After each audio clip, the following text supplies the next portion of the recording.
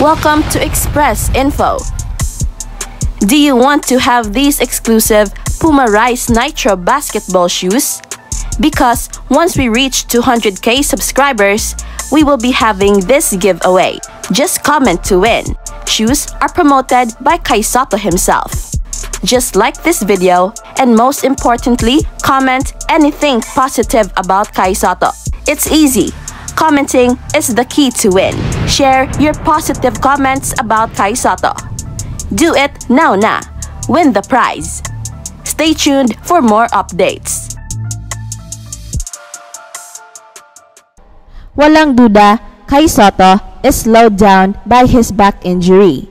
Kitang-kita ito sa kanyang mga laro during the tail end of his Japan B-League stint, na kung saan bumaba ng husto ang kanyang mga averages. And it carried over sa kanyang NBA Summer League stint. Kai Sotto is just so lucky na maganda ang kanyang unang game versus Portland Trail Blazers. Pero gumuho ang mundo sa second game versus Boston Celtics, na kung saan hindi na siya makakagalaw dahil masakit na talaga ang kanyang likod. Kailangan lang ni Kai Sotto ng pahinga. At kung wala pang FIBA World Cup, ay siguradong nagpapahinga pa si Kai Sotto until now. Pero dahil kailangan, ay pinili ni Kai Sotto ang maglalaro sa Gilas. A commendable act of patriotism na dapat nating bigyang pansin.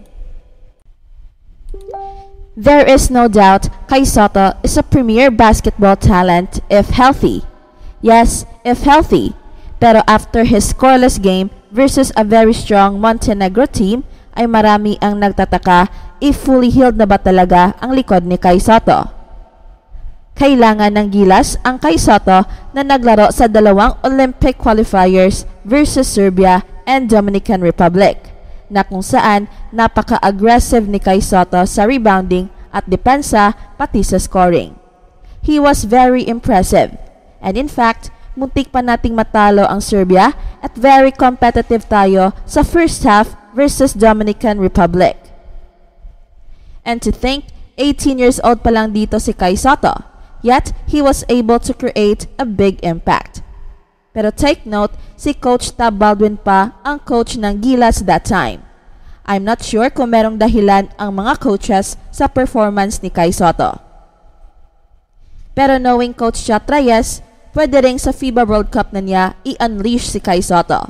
Importante ay nakasama na siya sa mga ensayo at pati sa mga tune-up games.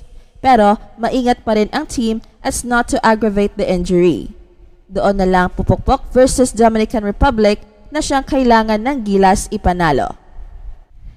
Against Mexico ay siguro dapat lang makabisado ni Kai Sotto ang kanyang role sa team, ma-incorporate sa system at mag-aamoyan sa mga teammates. It will just be a matter of time bago natin makikita muli ang bangis ni Kai Sotto. Hopefully, versus Mexico mamaya ay maghahalimaw na si Kai Sotto.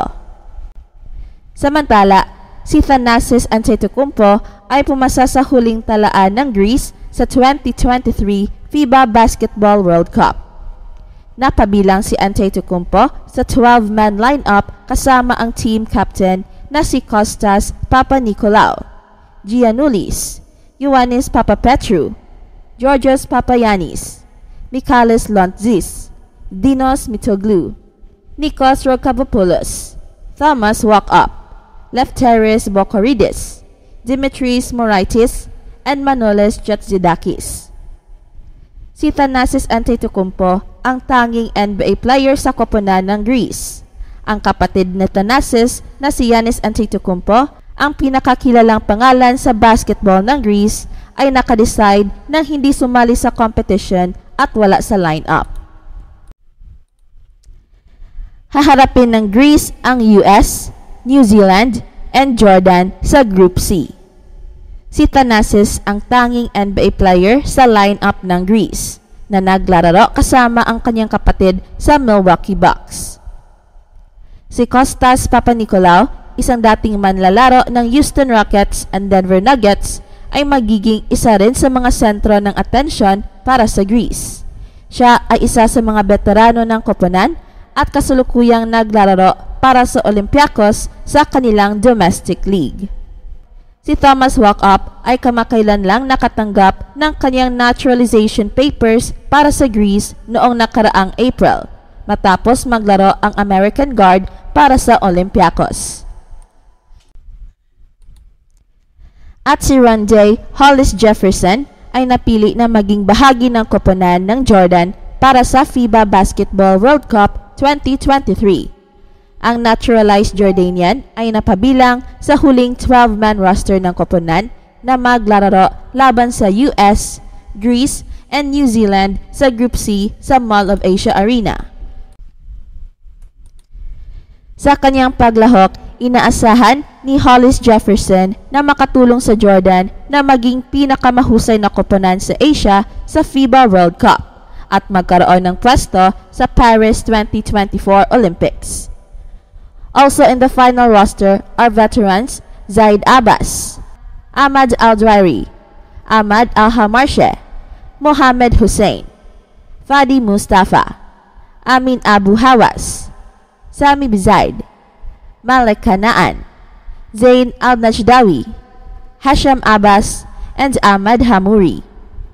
Bumalik si Hollis Jefferson sa Manila matapos ang kanyang pagkamit ng Best Import Award at kampyonato kasama ang TNT sa 2023 PBA Governors Cup kung saan tinalo ng Tropang Giga ang Barangay Ginebra sa finals. Kasabay ng Gilas Pilipinas, umaasa rin ang koponan ng Jordan na maging pinakamahusay sa Asia at makamit ang isang pwesto sa 2024 Olympics.